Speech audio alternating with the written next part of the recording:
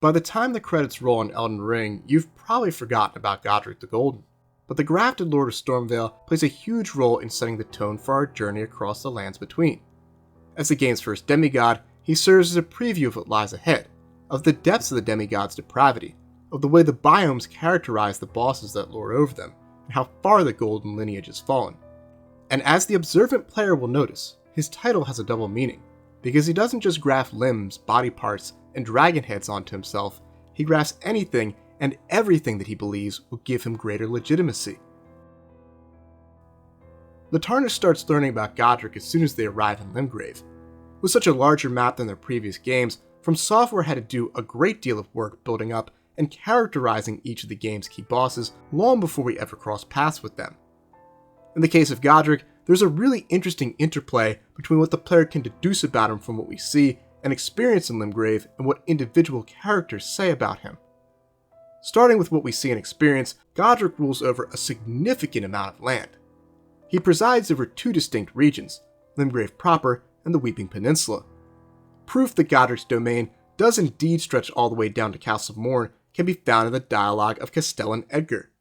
Before he loses his daughter Irina to the Misbegotten and succumbs to the Flame of Frenzy, he mentions that he was named Warden of the castle by Godrick himself, indicating that he really does rule over the peninsula, despite how far it is from Stormvale. This is an important detail, because although there are demigods who rule over larger portions of the map, no one else gets two different regions, at least as far as the base game is concerned. And as you explore these two regions, you'll find an abundance of soldiers sworn to him, and in some cases the Banished Knights, mercenaries who he's brought in to support his cause. All of this suggests Godrick is a lord of power and wealth, someone to be feared and respected. But if you speak to the people of Limgrave, they'll paint a far different picture of Godrick. Vari demeans him by calling him Godrick the Grafted. True as the title might be, it's certainly not the one he'd prefer, and you can just hear the disdain in the War Surgeon's voice as he says it. As pointed out by VaatiVidya back in one of his first Elden Ring videos, calling Godrick the Grafted is an example of a mocking title that George R.R. Martin, who wrote the background lore for Elden Ring, often works into his writing, like when characters call Tyrion the Imp, or Rhaenys the Queen that never was. To be clear, I'm not suggesting that Martin himself gave Godrick the title of the Grafted. According to both him and Hidetaka Miyazaki, Martin wrote the lore up to the events of the Shattering, at which point the team at FromSoftware took over. Rather, I'm suggesting that Miyazaki and company are reflecting his tendency to do this by employing it themselves in the universe he helped create. These mocking titles are an excellent way of succinctly telling us a great deal about a character, and that's certainly the case with Godrick, because when it comes to him, as I mentioned at the beginning of the video, Grafted actually has something of a double meaning that we'll be exploring in detail later on. But there's no NPC who has more negative things to say about Godrick than Kenneth Haight, and he drops some bars on the Grafted Lord that are practically career-ending. Honestly, Godrick's nothing more than a jumped-up country bumpkin. Lord? Oh, don't make me laugh. First, he hid himself amongst the womenfolk to flee the capital, then hid from Radahn in that castle. Then he insulted Melania, lost to her in battle, only to lick her boots rather than die like a man. Has he no shame, the big girl's blouse? And to think, he's the blood of Godfrey, last of the golden lineage. You almost wouldn't know it to look at him. Let's take a few minutes to break down this devastating diss track from Kenneth Haight. Calling him a jumped-up country bumpkin pairs with what he says at the end about him being the last of Godfrey's blood. He's a backwoods dope who managed to gain enough power to juice himself up, but you still can't tell that he hails from the same noble stock as Godfrey and Godwyn. As for the line about him fleeing the capital with refugees, this establishes him as something of a cowardly opportunist, someone who fears battle and saw, either during his escape or at some point thereafter, a chance to expand his own base of power by taking control of Stormvale, which I suspect was vacant at the time. And as for his reluctance to fight Radahn and defeat at the hands of Melania, that's all to drive home his failure as a lord and a demigod, to demonstrate that his newfound strength still hasn't empowered him enough to compete with the best of the demigods, nor has it made him brave enough to die with honor. It's such a fascinating contrast, the way what we see suggests one thing and what we hear suggests another. It creates an aura of mystery around Godrick, and forces the player to ask themselves the question, who is the real Godrick? What manner of lord is waiting for me at Stormvale? The anticipation builds when the player meets Roderica at Stormhill Shack. Roderica provides the player with an introduction to the body horror elements of Godrick's character.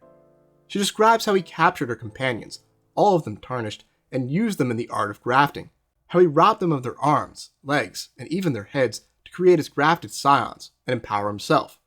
It's dark as hell, and prompts us to imagine Godrick as this disturbing amalgamation of body parts, a Frankenstein's monster if there ever was one. Thus, before we ever step foot into the graveyard of Stormvale Castle, Godrick has been characterized to us in 3 different ways: as a powerful lord with wealth, land, and an army to serve him, a pathetic pretender clinging to what strength he has, and a homicidal madman who's turned himself into a body horror monstrosity. But which of these very different characterizations represents the real Godrick? Well, the fact is, Godrick's first and third characterizations are tied together by the second. Godrick is a powerful lord who's turned himself into a body horror monstrosity because he is, at his core, a pretender clinging to what little strength he has. All of this is laid bare when we finally meet Godrick. Before the boss fight, we see that he is a lord who has no true identity, no sense of self, but rather that he's a monarch who's snatching up all the signs of royalty and prestige he can in an attempt to make himself seem stronger than he actually is. See, the thing is, Godrick isn't just grafting limbs to himself, he's grafting anything and everything to his persona that is even remotely associated with power in the lands between. There are 3 key aspects of Godrick's character design that demonstrate his desperate pursuit of all things royal: his axe, his obsession with dragons, and grafting itself.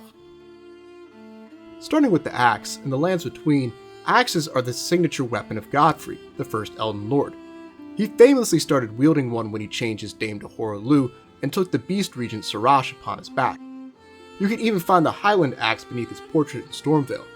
Thus, by wielding one in the first place, Godrick is trying to indicate a deeply rooted similarity to Godfrey. He wields the same type of weapon as him. Surely that must give him some legitimacy, right?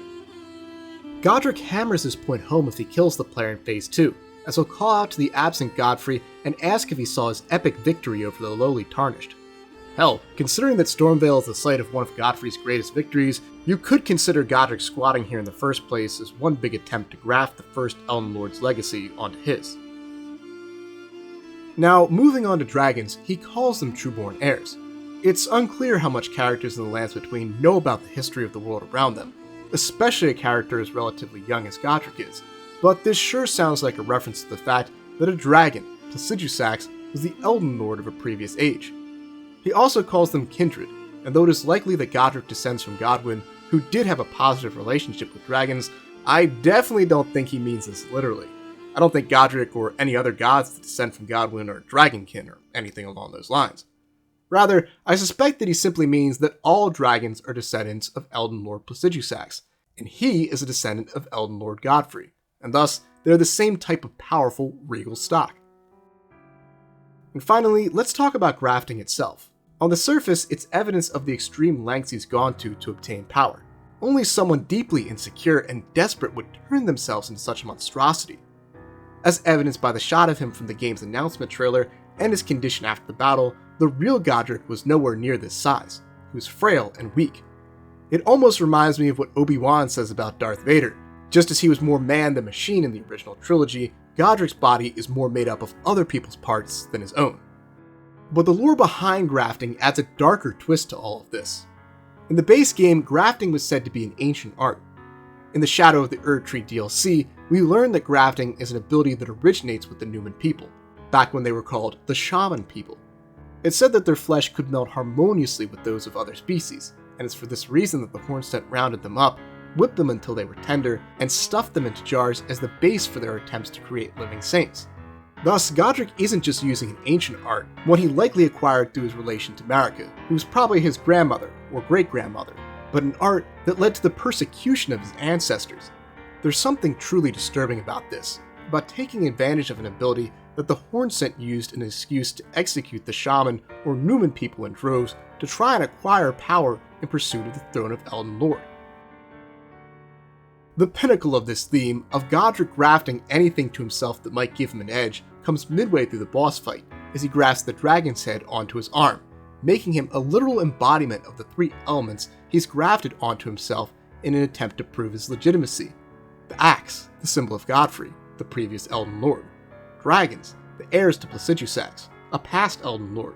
And the art of grafting itself, the ancient ability of the Newman people, something that made them the targets of the Hornsent, who, themselves, almost certainly had an Elden Lord. He's a grafted amalgamation of the traits that once represented power and strength in the lands between. But none of this is enough to stop our Tarnished, and so Godrick dies a pretender, a pathetic man whose desperate attempts to become Elden Lord earned him nothing more than a great rune to show for his efforts. No small feat, but far from what he hoped when he first fled from the capital. In death, Godrick's role transitions as he becomes a sign of what's to come. As I've stated in past videos, an overlooked element of the lore is how the Great Runes corrupt the demigods, turning them into twisted versions of their former selves. Before he acquired his Great Rune, I'm sure Godrick was still a coward, but I suspect that the mad taint of the rune drove him to become the desperate, power-hungry madman we face in game. And if this is how far the first demigod we faced fell, then what type of horrors lay ahead? The answer is greater depravity, pathetic choices, and blasphemy, which makes Godrick the perfect preview of what lies ahead in the lands between. And that's why Godrick the Grafted is so important to Elden Ring. Thanks for watching. Huge thanks to Moonlab's Piano, Yeppe Laugh, and Farewellion for allowing me to use their music for this video. To check out all three of these amazing artists, just follow the links down below in the description box. Big shout out to all my Silver and Gold tier YouTube channel members and Patreon subscribers, including James Pruitt, Lil Caesar, Reed, Pathonian, Anna Novakova, Sean Bobby, Green, and Draco Wolowski, who get early access to these videos thanks to donations of $5 to $10 a month. See you guys next time, and go birds!